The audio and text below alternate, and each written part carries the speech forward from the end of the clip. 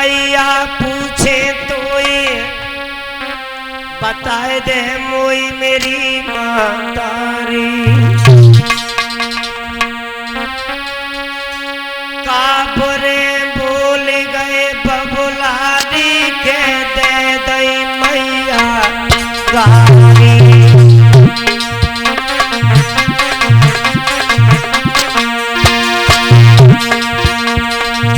माँ एक बार बोलो अरे पूछे तेरो लाल बताए दे हाल मेरी मातारी काबरे भूल गए बबुलारी दे दई मैया गारी एक बार बताओ बाप एक बार मेरी प्राण न प्यारी मात दिल की बात बताए दीजो मैया पूछे तेरो लला दिल की बात बताए दियो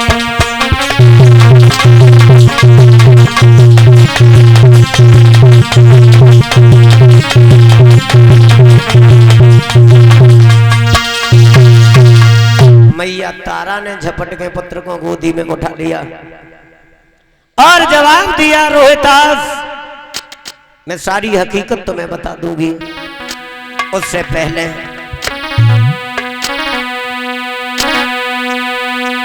अरे बेटा ने भोजन खाए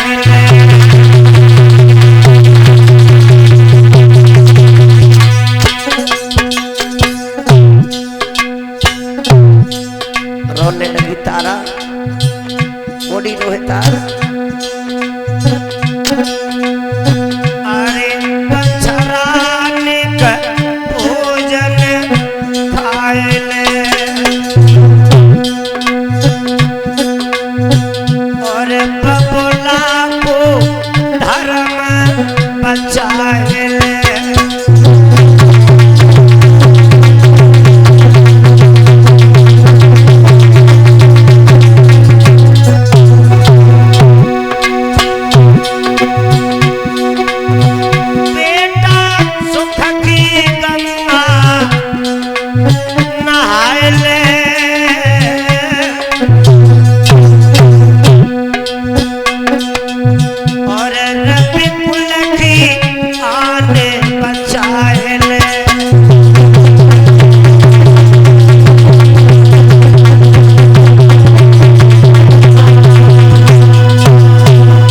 जवाब दिया पहले भोजन करो और हम एक एक बात तुम्हें बता दूंगी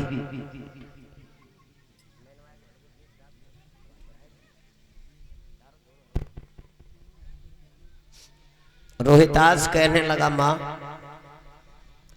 अरे जिसकी माँ आंगन में बैठ के आंसू बहा रही हो अरे क्या उस पुत्र को उन भोजनों में स्वाद आएगा कच्चे धागा में तलवार खोपड़ी पे बांध करके लटका दी जाए और 56 प्रकार के व्यंजन परोस के नीचे रख दिए जाए कभी उन भोजनों में स्वाद नहीं आ सकता है न जाने तलवार टूट करके खोपड़ा पे गिरे खात्मा कर दे मां हमें एक बार बताओ जब तक तुम बात नहीं बताओगी तब तक मैं जल भी आचमन नहीं करूंगा मैया ने झपट के गोदी में उठाया और बोली बेटा रोहितास सच तो ये है अरे मेरो प्राण में प्यार हो लला और बबुल तेरो तेरा वाचा में हारो मेरो प्राण में प्यार हो लला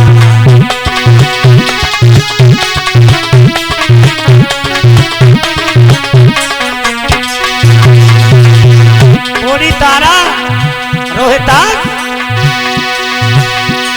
बबुल तेरो तेरा वाचा हारो मेरो प्राण में प्यार हो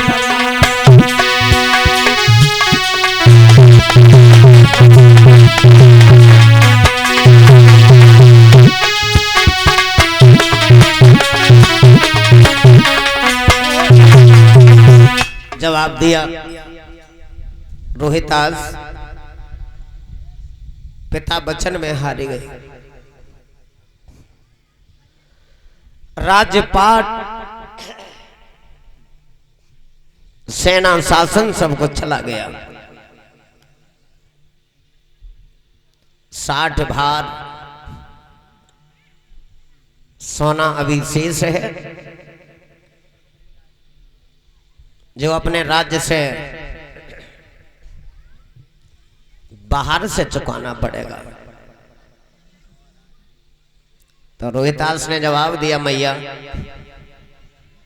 तुम्हें अपने ईमान की कसम है, एक बात हमें बताओ। बोलो। अब तुम्हारी नजर में तुम्हारे लिए सबसे अमूल्य धरोहर क्या है तुम्हारे पास? मां ने जवाब दिया, बेटा अरे मां के लिए संतान के अलावा और दुनिया में कोई अमूल्य धरोहर नहीं होती है। मां तो आप हमारे शरीर को बेच दो, महात्मा जी के ऋण से उद्धार हो जाओ। हंस के हमेशा हंस ही पैदा हुए हैं।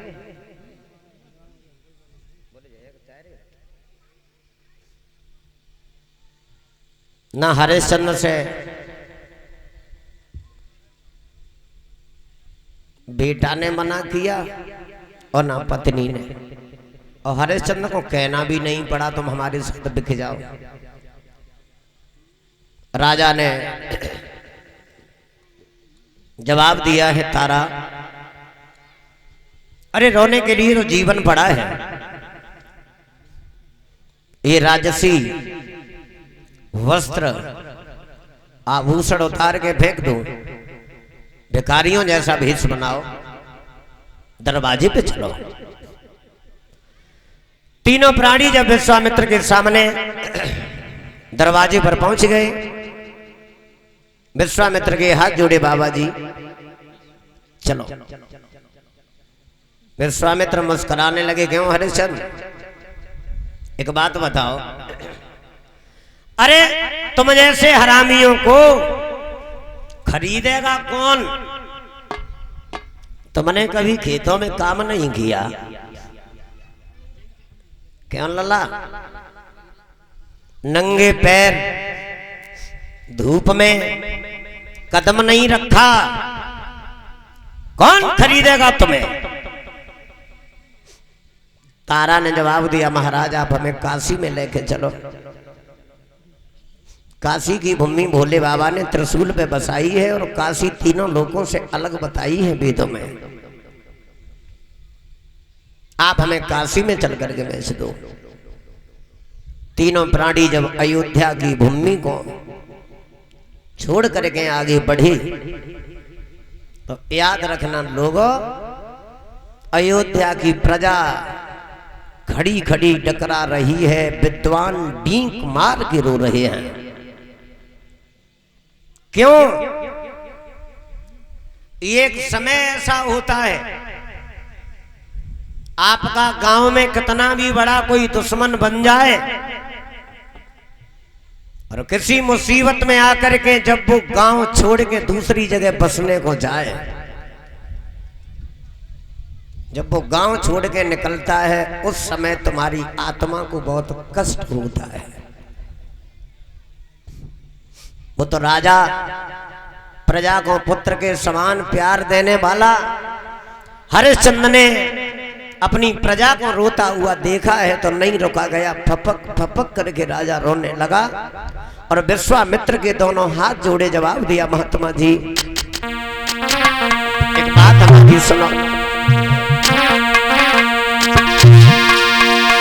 हमने गद्दी दई आपकी भई करो मनमानी, और मेरी प्रजेन दियो तो खरे धर्म की हुए हानि।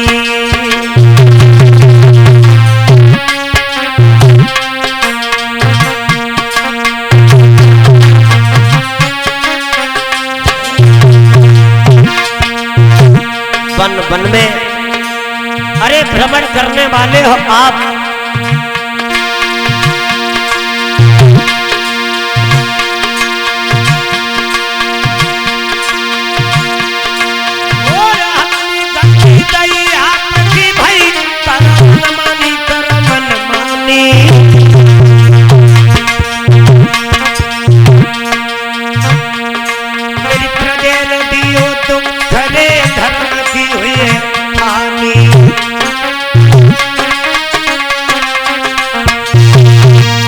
जवाब दिया महात्मा जी।